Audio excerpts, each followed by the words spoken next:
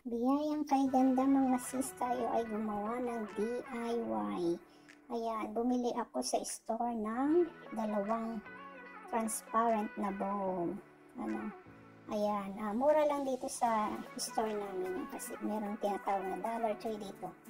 Dati $1 lang ang isang piraso doon na mabibili lahat, ngayon hindi na.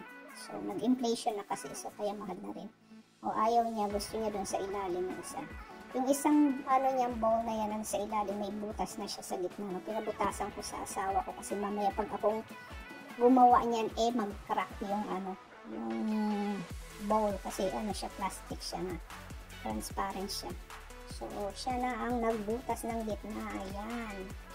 So, nilagyan ko siya ng panibagong glue. Doblihin ng glue para siya ay siguradong nakalapat. Tapos ayan, lagyan natin siya ng isa pang maliit na bowl sa ibabaw. Ayan, sinisimot ko yung aking glue. Ayan siya. Idikit natin siya dyan. Kailangan nang gagamitin talaga is super glue. No? Super glue para talagang siguradong hindi matatanggal yung bowl doon sa kinilalagyan niya. Ayan, mura lang itong na to, DIY, no? Kasi kung bibili mo sa store, di ba, mahal. O, di gumawa ka na lang ng sarili mo, at least. Mura lang, nag-enjoy ka pa. O, di ba? Exciting gumawa ng mga crafts, kapag lalo na itong DIY, yung nakikita mo na nabibili mo sa store is ang mahal, pero kaya mo namang gawin. So, bakit hindi mo pa gawin? O, ayan, nilagyan ko ulit siya ng maliit na bowl. Tapos, ayan ay ang shower ring.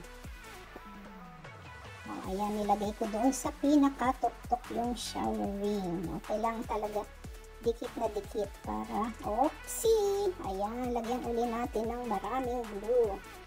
Kailangan tumayo ka dyan. Ayan, panindigan mo. Point, point, point. Ayan, dumikit ka, tumayo ka dyan. Ayan, dumikit ka, dumikit, dumikit. Dumidikit ang glue sa aking gloves. Ano ba yan? So, ayan na siya. Tumayo na siya. So, pagkatapos, ayan. Ayan na ang kinalabasan ng aking ornaments. So, doon sa ilalim, meron siyang butas.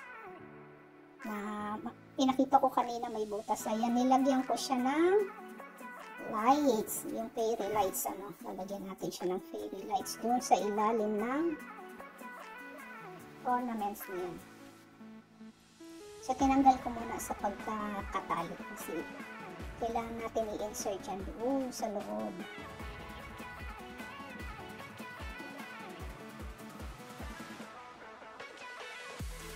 Ayan na siya. Ayan. Ipasok natin siya doon sa pinaka-ilalim. Doon sa pinaka-ilalim sa butas niya.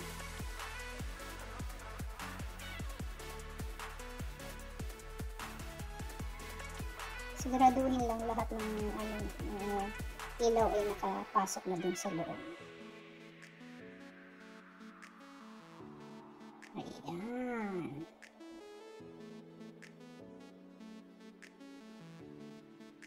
Ayan na siya. Ang ganda niya, diba? O, ayan na. Tapos buksan nyo na siya. Testing, testing. Ayan. Tinesting ko siya. Ayan, umiilaw na siya. Pwede siyang twinkle, twinkle. Pwede siyang steady lang. So, option niya. May mga option ng ilaw. So, ayan. At pagkatapos, nilabas ko na siya dun sa aming deck.